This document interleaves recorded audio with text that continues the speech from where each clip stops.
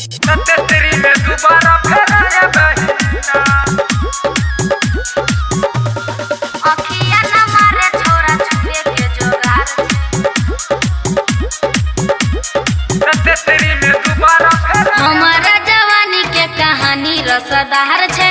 अखिया न मारे छोरा छुए के जोगार छे। अखिया न मारे छोरा छुए के जोगार छे। हमारा जवानी के कहानी रसदार छे। अखिया न मारे छोरा छुए के जुगार छे। छुए के जुगार जे चाहे छी सुन ले तू पै बहिना। हाँ पै बहिना। हाँ पै बहिना। अही छोरा के खुश के जबहिना।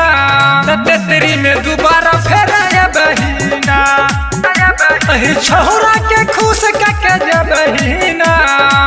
तेरी में दोबारा फिर आया बहिना। तेरी में दोबारा फिर आया बहिना। डीजे नीतीश राज डीजे तेरी में दोबारा फिर आया बहिना। मंगुरा नवादा छोरा के खुश के जबहिना। तेरी में दोबारा फिर एना किया चढ़े छे स्टेजबे पे फान के। यादा जी यादव जी के यादा पासमान के। यादा जी यादव जी के यादा पासमान के। एना किया चढ़े छे स्टेजबे पे फान के। यादा जी यादव जी के यादा पासमान के। यादा पासमान के। छोरा एक मिनट में भाग जबही रे। हाँ जबही रे। हाँ जबही रे। हे छोरा के खुश के जबहिना।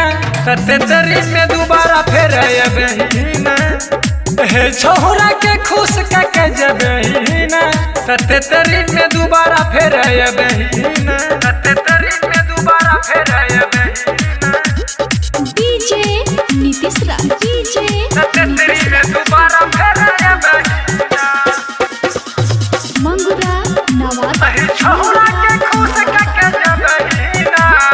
तेरी में दोबारा फिर संदीप पिसैबे जवानी के लहर में। तोहरा खातिर मार है चौकीरतपुर शहर में। तोहरा खातिर मार है चौकीरतपुर शहर में।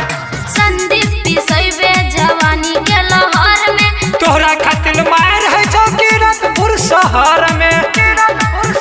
सुन शंकर बिहारी कुछ पै बहिना। हाँ पै बहिना। हाँ पै बहिना। छोरा के खुश के जबहिना। तेरी में दोबारा फिर आया बहिना। फिर आया बहिना। छोरा के खुश के जबहिना। तेरी में फिर दोबारा आया बहिना।